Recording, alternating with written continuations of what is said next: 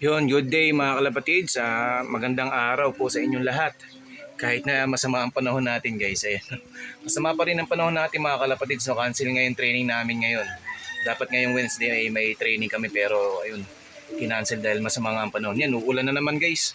Ito nilagay ko na ulit yung trapal natin mga kalapatids kasi para yung ulan na kahit papaano mabawasan yung ano rito, di yung pupunta rito sa loob ng kulungan natin guys. Ayan, nilagay natin trapal. Ito guys, nag-update lang ulit tayo sa mga ibon natin no, kasi nga wala tayong training ngayon, wala tayong abangan bukas halos 3 araw na rin tayo hindi nakakapasok dahil sa sama ng panahon guys. Yan, na-update ko lang kayo guys dito sa inakay natin. Yan, malalaki na sila mga kalapatids so. Yung isa blue bar, yung isa dirty blue bar guys, ayun no.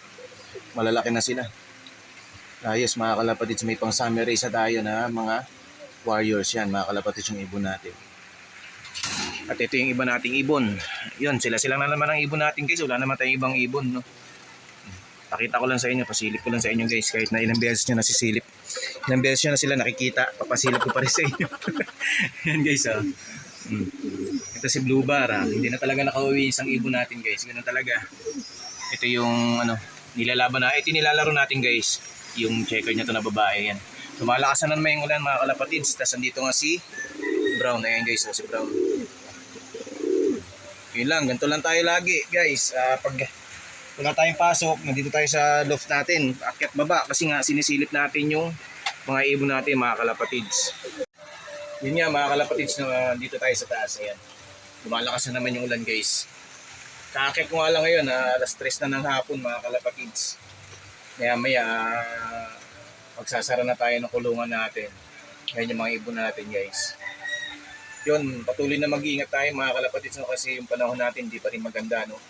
Nawa bago mag Sunday sa Sabado o kaya kahit bukas nawa gumanda na yung panahon natin mga kalapatids.